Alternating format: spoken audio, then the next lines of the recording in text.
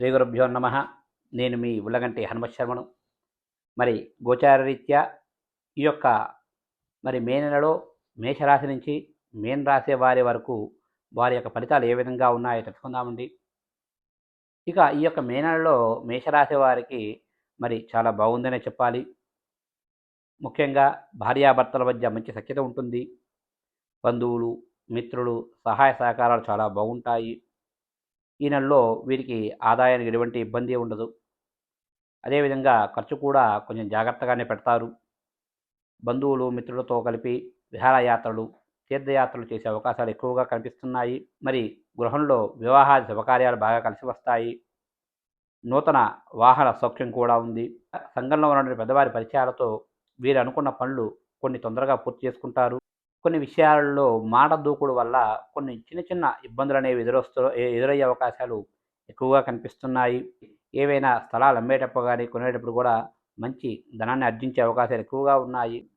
గత నెలలో పడ్డ కొన్ని ఇబ్బందులు అనేవి కూడా తొలగిపోయే అవకాశాలు ఎక్కువగా ఉన్నాయి. మీరు అనుకున్న విధంగా కూడా ఈ నెలంతా కూడా చాలా మంచిగా ఉంటుంది. ఎందుకంటే మాస ద్వితీయార్థంలో గురువు అనగా బృహస్పతి ఈ యొక్క వృషభ రాశి నుంచి మిథున రాశికి వెళ్ళడం వల్ల మీకు చాలా మంచి జరిగే అవకాశాలు చాలా ఎక్కువగా ఉన్నాయి. అదేవిధంగా ఎవరైతే ఈ యొక్క మేషరాశిలో ఉన్నటువంటి వ్యాపారస్తులందరికీ కూడా ఈ నెలంతా కూడా చాలా బాగుందనే చెప్పాలి. ముఖ్యంగా ప్రథమార్థంలో మీ యొక్క వ్యాపారంలో అన్ని లాభాలు రాకపోవచ్చు. కానీ ద్వితీయార్థానికి వచ్చేసరికి మీ యొక్క వ్యాపారం అనేది పుంజుకొని మంచి లాభాలు వచ్చే అవకాశాలు చాలా పుష్కలంగా కనిపిస్తున్నాయి. ఇక జాయింట్ వ్యాపారస్తులకు కూడా ఈ నెలంతా కూడా చాలా అనుకూలంగా ఉందనే చెప్పాలి. ఎవరైతే ఈ యొక్క మేషరాశిలో ఉన్నటువంటి ప్రభుత్వ ప్రైవేట్ సంస్థలలో పనిచేస్తున్న ఉద్యోగస్తులందరికీ కూడా ఈ నెలంతా కూడా చాలా బాగుందనే చెప్పాలి. ఈ మీ పై స్థాయి అధికారులు ఇచ్చిన పనులు సకాలంలో పూర్తి చేసుకుంటారు. వారి మన్నన పొందడం ద్వారా గతంలో ఏవైనా కొన్ని బోనస్లు కానీ, ఇంక్రిమెంట్స్ కానీ, లేదా ఏదైనా సుదూర ప్రాంతాలకు ట్రాన్స్ఫర్స్ విషయంలో వారితో చర్చిస్తే మళ్ళీ ఆ పనులు జరిగే అవకాశాలు ఎక్కువగా ఉన్నాయి. కాకపోతే మీ కింది స్థాయి అధికారులతో కొంచెం ఇబ్బందులు అనేవి ఎదుర్కోవాల్సి వస్తుంది ఈ నెల.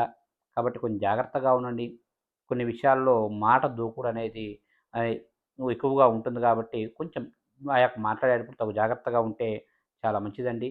ఇక ఎవరైతే ఈ యొక్క మేషరాశిలో ఉన్నటువంటి విద్యార్థులందరికీ కూడా ఈ నెలంతా కూడా చాలా బాగుందనే చెప్పాలి. మీరు గతంలో రాసిన పోటీ పరీక్షల్లో మంచి ఫలితాలు ఉత్తీర్ణత సాధించే అవకాశాలు ఎక్కువగా ఉన్నాయి కాబట్టి మంచి ఫలితాలు వచ్చే అవకాశాలు ఎక్కువగా ఉన్నాయి. అదేవిధంగా స్టేట్, సెంట్రల్ గవర్నమెంట్ సంబంధించి ప్రభుత్వ ఉద్యోగాల కొరకు అప్లై చేసుకొని పరీక్ష రాస్తున్న వారందరికీ కూడా ఈ నెలంతా కూడా చాలా బాగుందనే చెప్పాలి. అదేవిధంగా ఎవరైతే ఈ యొక్క మేషరాశిలో ఉన్నటువంటి చలనచిత్ర రంగస్థల్లో పనిచేస్తున్న వారందరికీ కూడా ఈ నెలంతా కూడా చాలా బాగుందనే చెప్పాలి. ముఖ్యంగా గతంలో ఏవైనా కొన్ని సంస్థల నుంచి రావాల్సిన ధనం అయితే తిరిగి వస్తుంది. నూతన ప్రాజెక్టులు ప్రారంభించే వారికి కూడా ఈ నెల మిశ్రమంగానే ఉంటుంది. ఇక మొత్తంగా చెప్పాలి అంటే మేషరాశి వారికి ఈ యొక్క మే నెలంతా కూడా చాలా బాగుందండి. గత ఏప్రిల్లో పడ్డ కొన్ని ఇబ్బందులు, అదేవిధంగా ఏళ్ళనాటి శని ప్రభావం ఉన్నప్పటికీ గత నెలలో పడ్డ కొన్ని ఇబ్బందులన్నీ కూడా తొలగి నెమ్మదిగా ఈ నెలంతా కూడా మంచిగా ఉంటుందండి. కాకపోతే కొంచెం మాస ప్రథమార్థంలో కొంచెం చిన్న చిన్న ఇబ్బందులు, అవరోధాలు ఎక్కువగా కనిపిస్తున్నాయి కాబట్టి కొన్ని విషయాల్లో తగు జాగ్రత్తగా ఉండండి. మాట్లాడేటప్పుడు 1కి 10 సార్లు ఆలోచించుకొని మాట్లాడితే చాలా మంచిది. మాట దూకుడు వల్ల కొన్ని ఇబ్బందులు అనేవి ఎదురవుతున్నాయి కాబట్టి తగు జాగ్రత్తగా ఉండండి. ఇక ఈ నెలలో వీరి యొక్క మేషరాశి వారు చేసుకోవాల్సిన పరిష్కారం వచ్చేసి ముఖ్యంగా సోమవారం రోజు నాడు ప్రతి సోమవారము మీకు చేతనైనంత వరకు కూడా శివారాధన, స్వామివారికి ఉదయం పూట శివాలయంలో అభిషేకం కానీ, లేదా ప్రదోషంలో చేస్తే ప్రదోష కాలంలో అయినా సరే అభిషేకం చేసుకోవడం వల్ల ఆ యొక్క శనీశ్వరుడి అంటే ఏలినాటి శని ప్రభావం మొదలైంది కాబట్టి ఆ యొక్క శనీశ్వరుడి యొక్క బాధలు అనేవి నెమ్మదిగా తగ్గుతాయి. మీరు ఎంత శివారాధన చేసుకుంటే మీకు ఈ నెల అంత మంచి జరిగే అవకాశాలు ఎక్కువగా ఉన్నాయండి. శుభస్య శీఘ్రం.